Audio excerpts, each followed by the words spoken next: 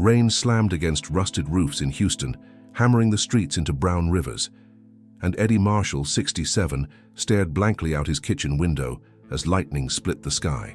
His small house smelled of wet wood and coffee gone cold, the loneliness louder than the storm outside. Just last year, he'd buried his wife of 42 years, and since then, every dawn felt like an unwelcome repeat. As the floodwaters crawled higher, he went room to room lifting furniture, but nothing lifted the weight pressing on his chest. In the distance, sirens wailed, helicopters thudded overhead, and yet Eddie felt utterly invisible. He thought of leaving Houston altogether, but the memories in these walls kept him prisoner. The wind rattled the glass as rain poured down like sheets of silver. On the local news, voices pleaded for people to stay indoors, but Eddie felt drawn outside. Somewhere under the roar of water, he thought he heard an animal cry. For one split second, he wondered if it was just in his head. You won't believe how this story ends. It will move even the hardest hearts and reveal a twist that no one, not even the rescuers, saw coming. By the time Eddie stepped onto his porch, the floodwater lapped over the second step, swirling with leaves, debris, and the occasional glint of something lost. The streets looked like rivers, carrying broken fences, floating trash cans, and shattered branches. His eyes scanned the chaos, searching for the source of the faint cries he kept hearing between thunderclaps. A flash of white bobbed through the current, and Eddie squinted, trying to understand what he was seeing.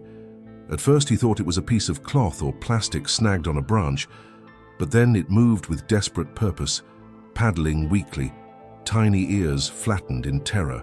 A cat, drenched and skeletal, was fighting for its life as the torrent dragged it closer to a culvert. Eddie's heart clenched as the creature's head vanished under the surface for a heartbeat, then re-emerged with a strangled yowl. He reached for the railing, feeling his pulse hammer. He knew he couldn't ignore this. The cat seemed moments from being swallowed whole by the flood. Eddie yanked open the screen door and waded in, chest deep almost instantly. The cold stealing his breath as muddy water surged around him. The current nearly knocked him off his feet, sucking at his legs like claws. His shoes vanished in the brown swirl, his flannel shirt billowed like a sail, and every inch of him trembled with adrenaline and fear. All he could see was that tiny face above the water, eyes wide and shining in the rain. Cars floated half-submerged nearby, honking as their alarms wailed hopelessly. Eddie lunged forward, arms outstretched, feeling debris scrape his shins. The cat mewed once, weak and sharp as glass, then slipped further away. In that instant, Eddie thought of his wife, how she'd always stop to help strays no matter how small. He shouted, "Hold on, buddy!" As if the cat could understand. A swirl of dirty water surged between them, threatening to carry the cat into darkness. Suddenly, a huge branch came crashing down, nearly striking Eddie's shoulder, sending a geyser of water into his face. He gasped, sputtering, wiping rain from his eyes, refusing to let go of the mission that seemed to have seized his soul. His legs felt like rubber, but he pushed forward again, driven by a force he didn't fully understand. The cat clung to a chunk of floating plywood now, shivering violently, its eyes locked on Eddie as if silently begging him not to leave. Sirens blared closer, and bright searchlights swept the flooded streets, making everything look ghostly white. Someone on a rescue boat shouted for him to get out of the water, but Eddie ignored them. The rain battered his back, cold as ice, but all he could think about was getting to that animal. He could almost touch the plywood when the current sucked it away another few feet. His breath came in harsh rasps as he tried to keep swimming. With one last burst of strength, Eddie lunged forward and grabbed the edge of the plywood, his knuckles white as he dragged it closer. The cat let out a high-pitched wail as he scooped it into his arms, clutching it against his soaked chest. Its fur was matted, its body feather-light and trembling like a bird, claws hooking into his shirt as it held on for dear life. Eddie turned back toward his porch, the flood trying to spin him around like a leaf. Every step felt impossible, water pushing him sideways, but he refused to let go. Behind him, the rescue boat surged closer, its engine roaring over the rain. The cat buried its face into the crook of Eddie's neck, eyes squeezed shut as if praying. Eddie finally reached the steps, gasping for air, soaked to the bone but clutching the tiny life he just saved. But as he staggered inside, he had no idea that the cat had a secret, one that would change everything, and leave rescuers in tears. Inside the dim living room, Eddie dropped to his knees, still dripping floodwater across the hardwood floor, while the cat trembled violently in his arms. Its fur clung to its thin frame like a rag, every rib and bone painfully visible beneath the sodden white coat. The creature's eyes darted around in terror, enormous green pools shimmering under the flickering light bulb overhead. Eddie gently set it down on a faded bath towel and tried to dry it, but the cat hissed and flinched away, tiny claws scraping the wood. Outside, rain hammered the windows like frantic fists, and the sirens kept wailing in the distance. Eddie's heart still pounded, adrenaline roaring in his ears as he stared at the fragile animal. A small mewl escaped the cat's throat, halfway between a cry and a cough. He wondered if it might be sick, injured, or simply terrified beyond measure. He kept talking softly to it, as if trying to calm a child. But the cat's body shook so hard it seemed like it might fly apart. Eddie scooped the cat up again, ignoring the scratches that bit into his hands, and carried it into the kitchen, where he placed it gently in a cardboard box lined with towels. The cat crouched low, ears flat, eyes still huge and unblinking as rainwater dripped off its whiskers. Eddie rummaged through cabinets, finding an old can of tuna, and popped it open, the metallic click echoing like a gunshot in the silent room. The smell filled the air, salty and sharp, and the cat's nose twitched, though it made no move toward the food yet. Eddie placed the can inside the box, trying to coax the cat closer with soothing words. He wondered how long the animal had been out there in the flood, fighting for its life. Its fur looked stained and dirty, patches of skin raw and pink beneath. The small body heaved with each shaky breath, as if it were using its last reserves of strength. Eddie felt a deep ache in his chest, the same ache he'd felt the day he buried his wife. He wanted to save this creature more than anything, but as he knelt beside the box, he started to realize the risks. The cat could carry diseases, or be hurt badly enough to require expensive vet care Eddie couldn't afford on his fixed income. He remembered news stories about people getting bitten and needing rabies shots, or animal control fines for harboring strays. The thought of getting into trouble or drowning in medical bills twisted like a knife in his gut. His neighbor, Mr. Lunt, had been fined last year for rescuing a raccoon from a storm drain, and Eddie couldn't afford the same fate. He pictured himself forced to surrender the cat, watching it taken away to a shelter or worse. He imagined the shelter staff shaking their heads, saying the cat was too sick or traumatized to be adopted. The idea made his throat close up. Yet he couldn't stop thinking about how the cat had looked at him in the flood, as if it had chosen him specifically. Outside, the storm continued to rage, as if nature itself demanded Eddie make a choice. He reached for his phone, intending to call animal control or a local rescue, but his thumb froze above the screen. The cat let out a hoarse, desperate sound that cut straight through him, making him lower the phone with a trembling hand. He felt like he was standing at the edge of two paths, one safe and sensible, the other dangerous but full of meaning. The television still blared warnings about the flood, urging people not to take risks, but Eddie's mind was miles away. He stared at the cat's eyes, which seemed impossibly wise for such a small creature. A sudden memory hit him of his wife rescuing a kitten from a drainage pipe years ago, refusing to leave it even when the fireman told her it was hopeless. Life's worth saving no matter how small, she'd always said. Eddie swallowed hard, knowing he could walk away and wash his hands of this whole mess. But the thought of doing so made him feel like he'd be abandoning a piece of himself. Outside, thunder rolled like distant drums, urging him to decide. And in that instant, Eddie knew he couldn't walk away anymore. He slammed his phone onto the counter and gathered the cat into his arms again, wrapping it tightly in a dry towel, despite its squirming protests. He whispered promises he wasn't sure he could keep, telling the cat it was safe now, that he'd figure this out somehow. Rain pounded on the roof like 1,000 footsteps, but he felt oddly calm, as if he'd finally chosen to live again. His soaked clothes clung to him, heavy and cold, but he didn't care. He knew he'd risk the fines, the cost, even the judgment from neighbors. He couldn't send the cat back out into the flood or leave it to die.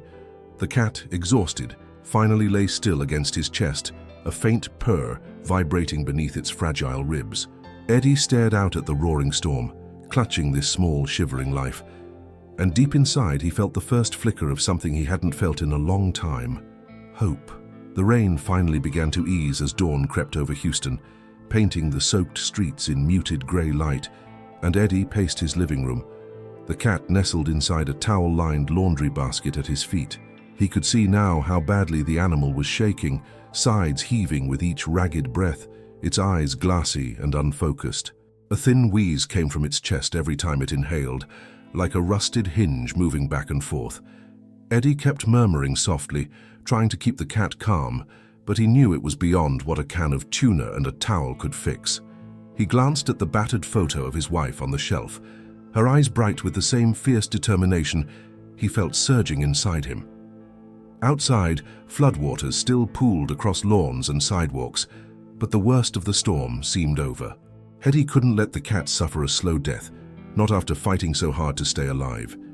His own heart felt strangely lighter, as if this fragile creature had cracked open a door inside him. He grabbed his truck keys, knowing what he had to do. The cat let out a thin cry as if sensing the coming journey. Eddie wrapped the cat in a dry blanket, pressing it close to his chest as he trudged through ankle-deep water toward his old Ford pickup. The truck smelled of damp upholstery and motor oil, and Eddie set the cat on the passenger seat, cranking the heat to chase away the morning chill. He drove through flooded streets, wipers screeching across the windshield, each block an obstacle course of floating debris and abandoned cars. The cat mewed weakly from the blanket, eyes half closed, as if trying to stay awake. Eddie kept glancing over, murmuring, "Hang in there, buddy," while gripping the wheel so tightly his knuckles turned white. His mind spun with worry over vet costs, but he refused to let that stop him. A few neighbors stared at him like he was crazy for leaving during the flood cleanup, but he ignored them. As he pulled onto the main road, he felt a surge of stubborn resolve. If his wife had taught him anything, it was that some things you don't put a price on. And right now, saving this cat felt like saving a piece of himself. When Eddie burst through the doors of the emergency vet clinic, drenched and clutching the bundle in his arms, the waiting room fell silent for a heartbeat. People sat hunched over carriers or blankets, faces pale from worry, while a TV in the corner broadcast footage of the floods tearing through neighborhoods. A vet tech rushed forward, eyes widening as she peeked at the cat's trembling body. "Oh my God, he's in bad shape," she said, motioning Eddie toward the back. Eddie followed, his boots squelching water across the tiles, heart hammering with dread. The cat was lifted gently onto a stainless steel exam table, where another tech began checking its breathing and temperature. Machines beeped and lights blinked as the staff worked quickly, whispering in urgent tones. Eddie hovered beside the table, unable to look away from the small creature gasping for air. It felt like standing outside a hospital room all over again, memories of his wife's final days slamming into him. He blinked away tears as the vet turned to him with a grave expression.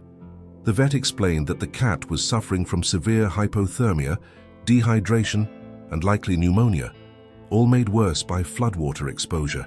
Eddie listened, stunned, feeling the walls tilt around him as words like critical and expensive treatment blurred together. He dug his trembling hands into his pockets, counting the crumpled bills he'd stuffed there, but knew it wouldn't come close. A couple in the next bay overheard the vet's words and glanced over sympathetically, whispering among themselves. Eddie felt exposed, embarrassed, like he'd walked into a place where he didn't belong, but the vet's voice softened as she said, "This little guy has a fighting chance if we act fast." She explained there was a local rescue fund sometimes used for emergency cases, but it wasn't guaranteed. Eddie exhaled shakily, torn between panic and determination. He thought of the cat struggling in the flood, refusing to give up. He realized he couldn't either. He nodded, voice hoarse, telling them to do whatever they could. The vet gave a small, hopeful smile and disappeared into the treatment room. Hours later, as the storm clouds broke and golden sunlight spilled across the clinic parking lot, the vet finally returned, wiping her hands on her scrubs. Eddie sat frozen in a plastic chair, gripping the blanket that still smelled faintly of wet fur. The vet's eyes sparkled as she delivered the news. The cat had pulled through surgery, responding to fluids and oxygen, though recovery would take time. Eddie let out a shaky laugh, feeling tears slide down his cheeks as relief flooded him. Around them, staff members smiled, some wiping away their own tears. One tech gently told Eddie that the cat had a microchip, and the name on it stunned everyone. The cat belonged to a little boy named Lucas Alvarez, who'd been separated from his pet during an evacuation days earlier. Eddie blinked in disbelief as the vet explained that the Alvarez family had been searching desperately for their missing cat, even fearing he'd drowned. Eddie pressed his hand over his heart, realizing that saving this cat hadn't just rescued an animal, it was about to reunite a family. In that instant, Eddie felt something inside him heal. 2 days later, the sun blazed over Houston, drying the puddles and leaving steam rising from the sidewalks as Eddie drove back to the veterinary clinic. The smell of flood mud still lingered everywhere, but the sky seemed impossibly blue, as if Houston itself was taking a deep breath. Eddie parked under the shade of an oak tree and sat for a moment staring at the building's glass doors. His heart thudded like it had the day he got married or the day he buried his wife, moments when everything felt fragile and enormous. Inside, the staff waved him forward, grinning, and he felt his chest tighten with anticipation. The cat, now clean and fluffier, peeked out of a small carrier, eyes bright and alert. Eddie couldn't help but grin back as the vet gently handed him the handle. Outside the treatment room, the waiting area buzzed with quiet conversations, the TV showing footage of families returning to flood-damaged homes. Eddie felt a new energy in his veins, like he'd plugged into something bigger than himself. He realized this wasn't just the cat's rescue, it was his own. The Alvarez family arrived moments later, led by little Lucas, who looked barely 8 years old, his small hand clutching his mother's as they stepped hesitantly through the door. Lucas wore rain boots 2 sizes too big and carried a crumpled missing cat flyer, now water-stained and torn. When his eyes fell on the white cat in Eddie's arms, he froze, his mouth dropping open as if he'd forgotten how to breathe. "Snowball!" he screamed, voice cracking, and rushed forward so fast his mother had to let go. Eddie bent low as Lucas wrapped his arms around the carrier, tears streaming down the boy's cheeks. The cat let out a soft, familiar meow, pressing its nose against the mesh door. Mrs. Alvarez burst into tears, clutching Eddie's arm as she thanked him over and over, her words spilling out in rapid Spanish and English. Eddie felt dazed, barely able to process the wave of gratitude crashing over him. Other people in the waiting room were crying too, caught up in the reunion. It felt like the flood had washed away more than water. It had washed people together. Eddie knelt beside Lucas, explaining in a gentle voice how he'd found Snowball in the raging floodwaters and how close the cat had come to being lost forever. Lucas listened with wide eyes, hanging on every word as if Eddie were a superhero. Mrs. Alvarez offered Eddie money, insisting he accept it for the vet bills, but Eddie shook his head, unable to imagine taking anything from them. Instead, he pressed the folded flyer back into Lucas's hands, telling him to always keep it as a reminder that miracles happen even in the darkest storms. Eddie's own eyes glistened as he realized this was the first time in a year he'd felt truly alive. The cat blinked slowly at Eddie, then reached a tiny paw through the carrier bars, resting it against his fingers. For a moment, it felt like Snowball was saying goodbye and thank you all at once. Around them, cameras flashed as staff and onlookers captured photos of the joyful reunion.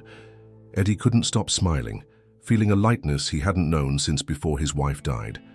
As word spread, local news stations ran the story of the cat who survived the flood, featuring footage of Eddie wading into the water and photos of Lucas hugging Snowball. Neighbors who'd once avoided Eddie's sad eyes now stopped him on the street to thank him for what he'd done. Messages poured in from strangers across the country who said the story restored their faith in humanity. A local pet rescue group started a fundraiser in Eddie's name to help more animals displaced by floods, quickly surpassing its goal. Eddie was stunned to discover that the vet bills were fully covered by donations. Even more unexpected, people began dropping off thank you cards, meals, and small gifts at Eddie's doorstep. For the first time since losing his wife, Eddie didn't feel invisible. He realized that saving Snowball hadn't just changed the cat's fate. It had reconnected him to the world around him. He started thinking about volunteering at the rescue shelter, wanting to keep the feeling alive. Now, weeks later, Eddie's days no longer felt like endless copies of the same grey morning. He wakes up early, brewing fresh coffee, and checks the weather with a wary but hopeful eye. His home feels warmer, filled with flowers sent by strangers, and a framed news clipping on his kitchen wall. Lucas and his family visit sometimes, bringing Snowball along, the cat instantly winding around Eddie's legs like they'd never been apart.